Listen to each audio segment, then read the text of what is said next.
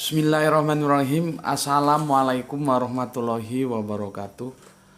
Asyhadu an la ilaha illallah, asyhadu anna Muhammad Rasulullah. Allahumma sholli ala sayyidina Muhammad wa ala ali sayyidina Muhammad kama sholaita ala sayyidina Ibrahim wa ala ali sayyidina Ibrahim fil alamina innaka Hamidum Majid. Sebelumnya kita panjatkan dahulu doa kepada Gusti Allah ingkang Maha Agung untuk saudara kita yang telah memberikan sholawat ya, berupa infak dakwah, sehingga channel dakwah ini masih dapat eksis hadir dalam ruang-ruang diskusi kalian semuanya dimanapun kalian berada. Semoga sholawat itu menjadi catatan langit amal soleh bagi mereka dan keluarganya kelak, dan insya Allah Gusti Allah ingkang Maha Agung akan membalasnya dengan balasan yang lebih baik lagi. Begitu juga untuk seluruh pewer terkasihku, matur nuwun, terima kasih atas apresiasinya yang semoga anti skip dan anti download. Begitu juga bagi yang berkenan silahkan di share link-link dakwah dari kajian ini ya, sehingga kau tercatat bahwa kau telah mengambil bagian dalam syiar dakwah Islam, meskipun hanya sekedar men-share dari link-link kajian ini ya. Dan juga tak lupa atas doa-doa baiknya, terima kasih. Semoga kebaikan doa-doa kalian itu juga tercurahkan untuk kalian semuanya.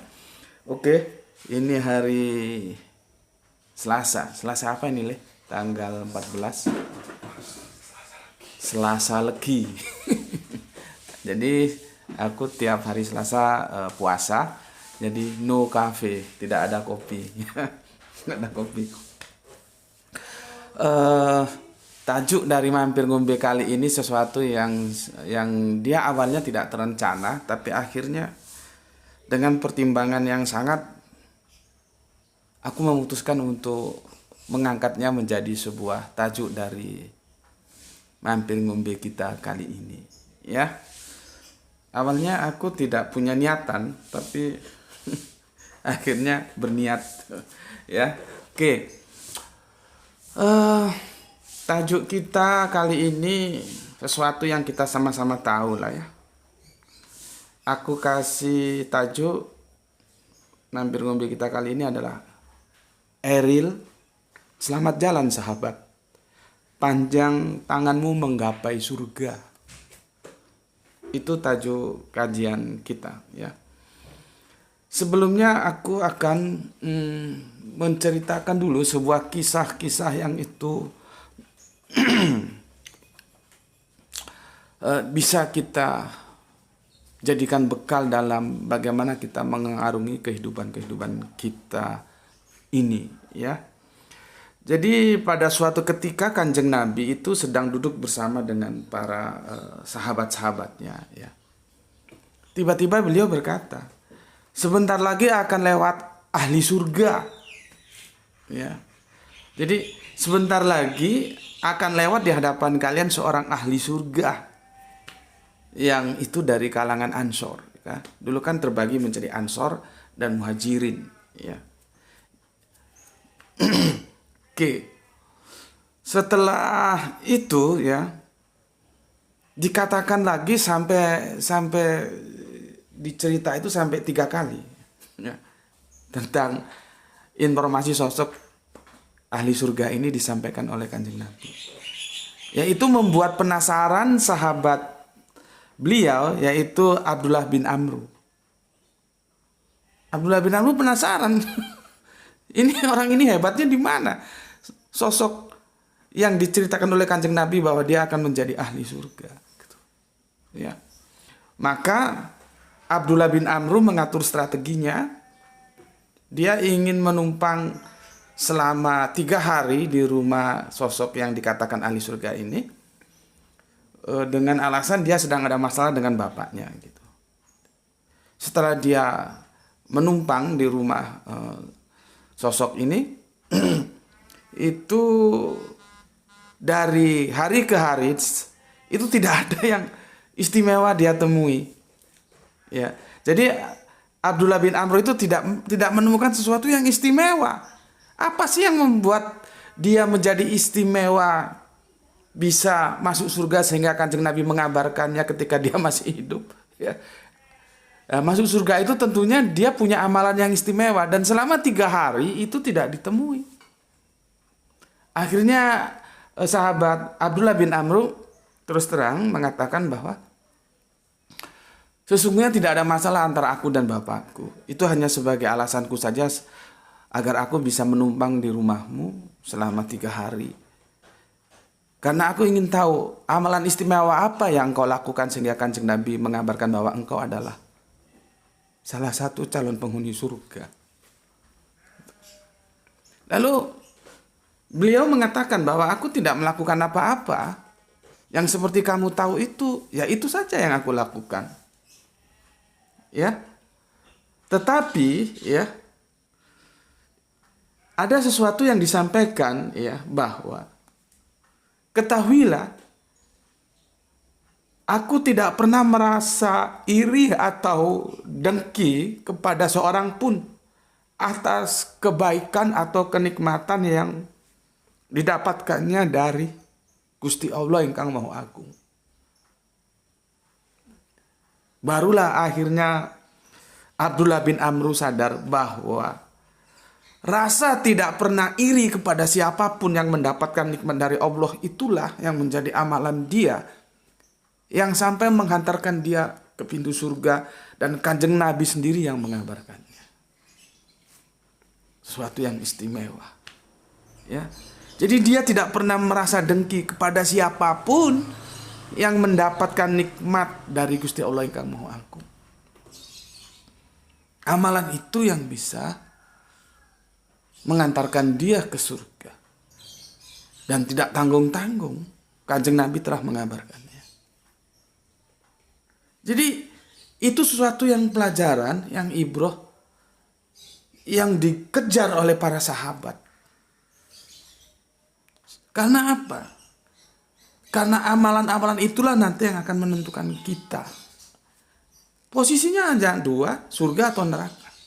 Tidak ada tempat lain. Ya, selalu dikejar. Amalan apa? Amalan apa? Ya. Jadi kisah itu melatar belakangi menjadi behind screen dari kajian kita di Mampir Ngombe pagi ini ya di duha yang ceria ini. Oke. Kita tahu ya siapa itu Eril ya. Tapi sebelum ke situ aku akan menukil beberapa ayat Al-Qur'an tentang kematian ya. Tentunya singkat-singkat saja ya. Di surat Al-Jum'ah ayatnya yang ke-8 dari surat yang ke-62. Sesungguhnya kematian yang kamu lari daripadanya ia pasti menemui kamu. Ya. Dilanjutkan oleh surat An-Nisa, surat 4 ayat yang ke-78.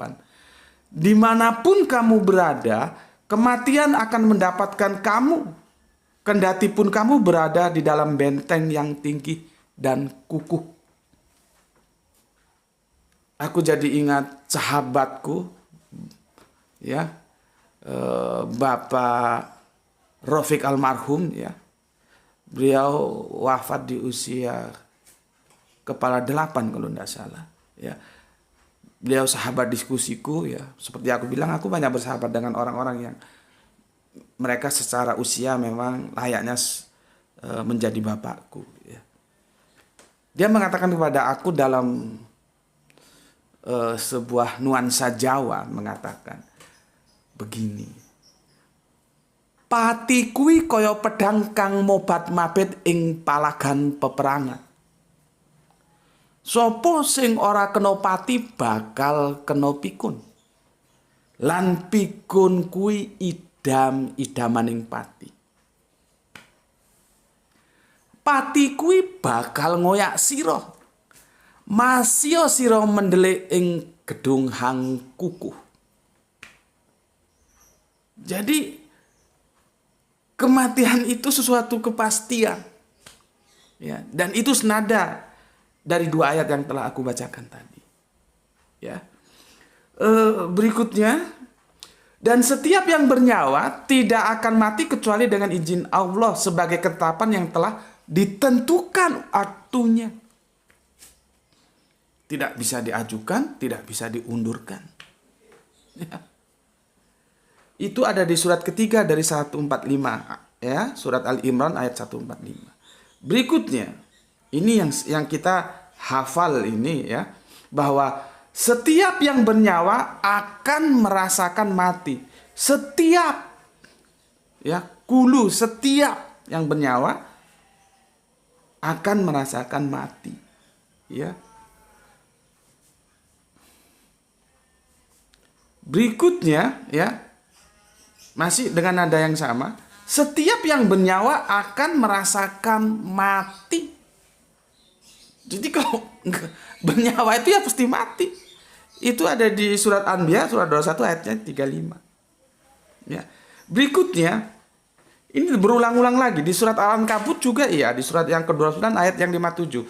Setiap yang bernyawa akan merasakan mati. Jadi tidak ada ceritanya yang bernyawa itu tidak merasakan mati. Ya. Berikutnya di surat Luqman, ya, surat yang ke-31 ayat yang ke-34. Dan tidak seorang pun yang dapat mengetahui di bumi mana dia akan mati. Tidak ada seorang pun yang tahu. Jadi yang bisa kita sarikan dari kompilasi ayat-ayat Al-Quran tadi adalah bahwa setiap kita pasti mati. Ya. Berikutnya, bahwa mati itu waktunya sudah ditentukan. Berikutnya, kita tidak tahu di bumi mana kita akan mati. Ya, kita tidak tahu. Oke. Sekarang kita kembali ke saudara kita, sahabat kita, ya, yang telah mendahului kita, ya. Namanya Eril, ya. Kita sudah sama-sama tahu lah, ya, karena ini menjadi viral banget, ya. Eril atau nama lengkapnya agak sulit, ya. Emeril Khan Mumtaz. Ternyata masih muda banget, ya. Dia lahir di Amerika Serikat di New York tanggal 25 Juni 1999. Berarti sekitar 20 tahunan, ya. Sebetulnya kepergian beliau itu niatnya untuk melanjutkan studi, ya. Namun qadarullah mengatakan lain. Seperti yang kita tahu, mengalami musibah, ya, di Bern, di Sungai Ar, ya, di Swiss, ya, pada 26 Mei 2022 siang hari waktu Swiss. Setelah 14 hari kemudian dicari tidak ketemu, akhirnya diketemukan oleh seorang ibu, guru SD, yaitu Ibu Geraldine Beldi. Ya, itu yang kita tahu, ya. Kabar wafatnya Eril menghiasi kolom-kolom berita, ya, baik yang resmi maupun yang medsos, dan semua menceritakan kebaikannya. Hingga saudara kita di Palestina pun bersolat gaib untuknya. Seperti kisah para sahabat tadi. Kebaikan apa sebenarnya yang dimilikinya sehingga bisa dijadikan contoh dalam kehidupan kita? Kita kan belajar dari siapa saja, kan? Selama itu baik, ambil saja. Nggak perlu ada gengsi. Belajar tuh nggak perlu ada gengsi. Asalkan itu kebaikan, ambil dari manapun datangnya, baik dan benar, ambil. Kita lihat dia masih usia muda, sekitar 20 tahunan. Ya. Nggak perlu, baru anak kemarin loh, nggak bisa begitu. Dari siapapun kita harus ambil, gitu, ya. Seperti tadi dikatakan bahwa kita tidak tahu di bumi mana kita akan meninggal, kita akan mati, tidak tahu, ya. Kita tidak tahu kapan itu mati, tapi yang jelas kita mati. Maka pertanyaannya, apakah mati itu harus ditakutkan? Tentunya tidak. Bagaimanapun sesuatu yang kita pasti alami, kenapa harus ditakutkan? Karena suka tidak suka itu pasti datang kepada kita. Seperti Al-Quran katakan, setiap yang bernyawa pasti mati. Lalu problemnya di mana? Problemnya adalah, lalu apa sih bekal yang kita bawa untuk mati di sana? Problematikanya. Sudahkah cukup bekal kita? Amalan apa yang kita bawa sehingga nanti itu menjadi bekal kita mati? Problematikanya di sana, bukan matinya itu. Karena mati sudah nggak perlu dipikirkan, nggak perlu karena dia pasti datang kok. Ya, oke. Kebaikan-kebaikan Eril ini begitu terekspos, ya, begitu terekspos, dan aku tidak pernah mendekarkan sesuatu yang tidak baik tentang dia. Ya, semua kalangan mengatakan ini anak baik ini. Ya, sehingga sambutannya begitu gegap gempita kan. Rasa ikut berbela-sungkawa, berduka cita. Sebetulnya ini anak punya amalan apa sih? Seperti tadi sahabat Nabi diceritakan ya, bahwa sebentar lagi akan lewat ahli surga. Lalu sahabat Abdullah bin Amr penasaran, ini orang ini amalannya apa sih gitu ya. Jadi kan kita juga jadi penasaran, si Eril ini punya amalan apa sih? Ya, sehingga begitu gegap gempitanya dan semua mendoakan semoga dia diterima di sisi Allah dalam tidur panjangnya. Ada apa sebetulnya amalan-amalan yang dilakukan si Eril ini gitu ya. Maka aku akan ceritakan dulu ya tentang Al-Quran ya, yaitu di surat Al-Baqarah ayatnya 177 ya. Ini ayat agak panjang tapi tidak apa-apalah aku bacakan ya. Bismillahirrahmanirrahim. Kebajikan itu bukanlah menghadapkan wajahmu ke arah timur dan ke barat. Tetapi kebajikan itu ialah orang yang beriman kepada Allah, kepada hari akhir, malaikat-malaikat, kitab-kitab, dan nabi-nabi, dan memberikan harta yang dicintainya. Memberikan harta yang dicintainya. Memberikan harta yang dicintainya kepada kerabat, anak yatim, orang-orang miskin, orang-orang yang dalam perjalanan, yang meminta-minta, dan memerdekakan hamba sahaya yang melaksanakan sholat dan menunaikan zakat, orang-orang yang menepati janji apabila berjanji, dan orang-orang yang sabar dalam kemelaratan, penderitaan, dan pada masa peperangan. Mereka itulah orang-orang yang benar, dan mereka itulah orang-orang yang bertakwa. Quran surat Al-Baqarah surat 2 ayatnya 177. Stressingku adalah pada narasi memberikan harta yang dicintainya. Ya, memberikan harta yang dicintainya. Oke, catat itu. Kemudian aku akan masuk ke dalam sebuah hadis. Dari sini aku tahu ternyata dalam hadis itu juga ada tamsil. Tamsil itu misalan, perumpamaan. Jadi pemahamannya harus metafor, tidak boleh harafiah. Ya, ternyata bukan hanya dalam Al-Quran saja, dalam hadis Kanjeng Nabi pun kita perlu memahami bahwa itu tamsil atau bukan, itu metafora atau harafiah, sehingga kita tidak keliru menangkapnya. Ya. Seperti yang aku jelaskan bahwa kita terikat budaya, ya, maka Kanjeng Nabi tentunya terikat oleh budayanya, ya, yaitu Arab, kita Indonesia. Tentunya ketika kita membaca hadis, kita tidak bisa membacanya dalam konteks budaya kita.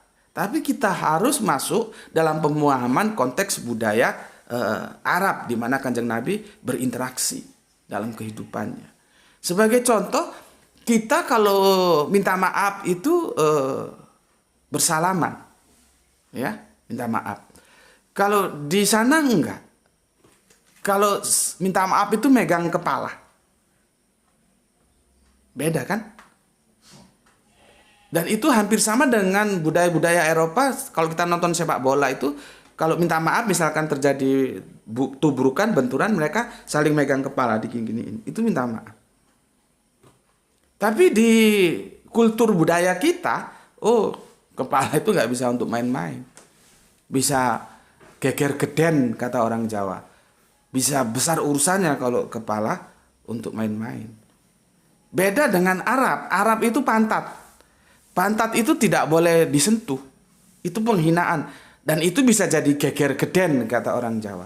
Bisa jadi panjang urusannya. Nah, jadi beda-beda kan? Ya, oke. Karena dalam hadis ini Kanjeng Nabi menggunakan tamsil panjang tangan. Panjang tangan itu harus kita pahami dalam perspektif antropologis budaya sosial Arab. Jangan kita. Nanti maknanya beda. Panjang tangan kita, panjang tangan Arab itu maknanya beda. Ya. Oke. Jadi gini, para istri-istri Nabi itulah ya. Gampangannya begitu ya. Bertanya, kira-kira nanti siapa yang paling dahulu menemui engkau ya Rasulullah? Gitu. Menemui itu ya artinya di kehidupan berikutnya setelah wafat. Gitulah. Kira-kira siapa di antara kami ini yang nanti paling dahulu menemui engkau gitu ya. Sehingga Kanjeng Nabi mengeluarkan hadis ini dan diriwayatkan oleh ibunda ya Aisyah Ummul Mukminin. Dia berkata Rasulullah alaihi wasallam ngendikan itu bahasa halusnya Jawa. Di antara kalian yang lebih dahulu bertemu denganku di hari kiamat kelak adalah yang paling panjang tangannya. Jadi Kanjeng Nabi mengatakan di antara istri-istrinya nanti yang pertama kali akan menemui beliau ketika telah meninggal ya di kehidupan berikutnya itu adalah yang paling panjang tangannya. Ibunda Aisyah berkata, lalu mereka para istri Rasulullah Shallallahu Alaihi Wasallam mengukur tangan siapakah yang paling panjang. Ya. Aisyah berkata, ternyata setelah diukur Zainablah yang paling panjang di antara kami karena ia sering beramal dan bersedekah dengan tangannya. Jadi diksi yang paling panjang tangannya itu tamsil harus dipahami secara metafora bukan harafiah. Ya. Itu adalah sebuah makna orang yang suka memberi, orang yang suka menolong, orang yang suka membantu bagi mereka yang memerlukan bantuan. Itu panjang tangan. Lain kalau di kita, ya. Itu artinya panjang tangan. Karena di suatu kisah para istri itu pernah dikisahkan salah memahami lalu tangannya diukur. itu ada kisah lain begitu. Padahal yang dimaksud Kanjeng Nabi yang panjang tangannya adalah yang suka memberikan pertolongan kepada yang membutuhkan. Ya. Dan ternyata setelah diketahui itu adalah Ibunda Zainab yang paling panjang tangannya karena sering bersedekah dengan tangannya itu. Ya. Kembali kepada saudara kita Eril. Apa sih sebetulnya kelebihan dia? Ya, ternyata dari semua informasi yang aku dapatkan, ya, Eril ini panjang tangan. Dia sosok yang layak untuk kita jadikan panutan. Terutama anak-anak pejabat lah. Jadikan dia panutan dalam kehidupanmu. Karena dia ini anak pejabat yang sangat bersahaja, sangat sederhana, tidak pernah menunjukkan, gue anak babe, tidak. Dan dia berita mengatakan bahwa dia juga bekerja. Dia tidak justru ketika bapaknya menjabat, dia menyalonkan diri menjadi pejabat, supaya menjadi kepala daerah, enggak. Dia tidak menunjukkan ini bapak gue nih, enggak. Dia bersahaja, dan dia suka memberi kepada orang-orang yang ada di sekitarnya. Sampai-sampai tukang nasi goreng pun merasakan pemberiannya. Jadi sosok Eril ini sosok yang panjang tangan. Ya, sangat panjang tangan sekali. Dan itu tidak diketahui orang. Justru diketahui setelah dia meninggal. Dan memang dalam masalah memberi itu agama kita memberikan dua pilihan. Boleh dinampakkan dengan sebuah niatan supaya orang lain menjadikan dia sebagai contohnya. Artinya kita mengajak orang lain untuk berpanjang tangan. Boleh. Boleh juga kita sembunyi-sembunyi karena takut kita nanti tidak dapat menjaga hati dan itu menjadi riak. Boleh. Terserah. Ambil dua-duanya. Dan sosok Eril sepertinya dia mengambil yang sembunyi-sembunyi. Sehingga kita tahu bahwa ini anak ini istimewa banget nih, ya. Istimewa banget. Anak seorang pejabat, ya, yang tidak banyak macem, ya, yang suka memberikan bantuan, yang panjang tangan. Kepada siapapun dia selalu membantu. Yang tidak terus gagah-gagahan, tidak terus dompleng, ya, kekuasaan babenya, enggak. Dia bersahaja, ya. Memang Qadarullah berkata lain ketika dia niat studi ke Swiss dan akhirnya seperti berita yang kita tahu, ya. Bayangkan dalam 14 hari tim SAT mencari dan tidak ketemu. Akhirnya diketemukan oleh seorang ibu guru, kan itu kan secara tidak sengaja. Disitulah kekuasaan Allah itu berbicara. Ya. Kekuasaan Allah itu tidak bisa diintervensi oleh siapapun. 14 hari dicari sungguh-sungguh nggak ketemu. Tiba-tiba nggak sengaja ada seorang ibu mau berangkat ngajar, guru SD. Dia tahu ada jasad dan dia yang menemukannya. Ini sebetulnya bisa kita jadikan pelajaran untuk kita. Bagaimana kekuasaan Allah itu berperan dalam kehidupan kita dan itu tidak bisa diintervensi. Sehingga haruslah kita, ya, hidup dalam aturan Allah. Jangan sakarepe dewe. Dan jasad saudara kita Eril, alhamdulillah akhirnya diketemukan, dibawa pulang dan sudah dimakamkan, ya tuh, ya. Sudah dimakamkan dan kita juga berdoa, ya. Semoga dalam tidur panjangnya kasih sayang Gusti Allah Agung tetap menyertainya, ya. Begitu juga kita berterima kasih oleh saudara-saudara kita di Palestina yang ikut sholat gaib, ya.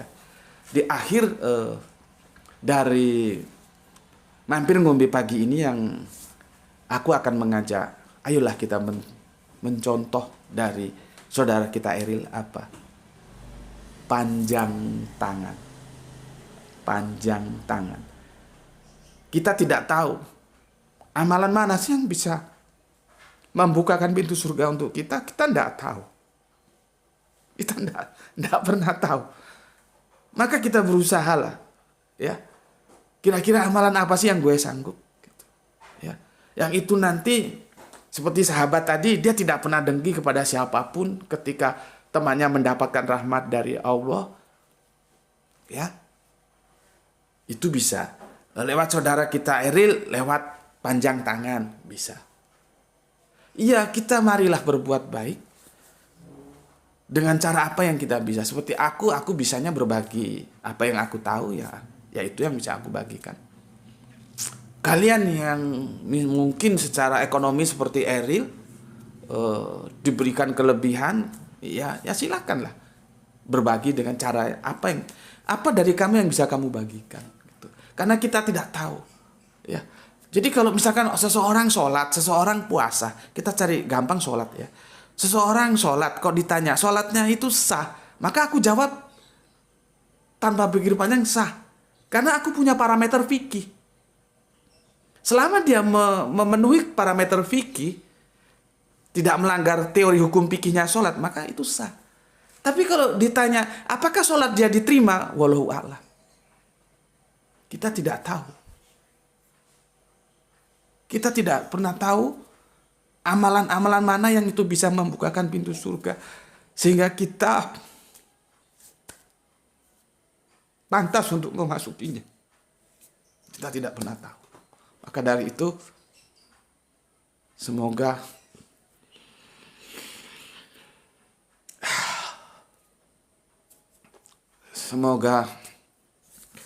mampir ngombe kali ini dapat mengingatkan kita mengambil contoh dari sosok Eril, anak muda yang sederhana, rendah hati, dan berpanjang tangan. Aku kira itu Nyambir Ngube kali ini. Apabila kalian setuju silahkan like, tidak setuju dislike, dan silahkan monggo cari channel lain yang itu kamu sukai ya. Untuk saudara-saudaraku semuanya, tetaplah miliki, jangan sampai hilang dalam kehidupanmu, Islam, Al-Quran, Kanjeng Nabi, dan Allah. Semuanya boleh hilang, tapi yang aku sebutkan tadi itu jangan hilang. Jadikanlah dia milik abadi dalam kehidupanmu, sehingga nanti ketika kita dipanggil, kita tetap dalam kasih sayangnya. Itu dari aku. Semoga mendapatkan rezeki yang barokah, semoga sehat, sehingga kita bisa dapat melanjutkan kajian-kajian kita. Bismillahirrahmanirrahim. Alhamdulillahirabbil alamin.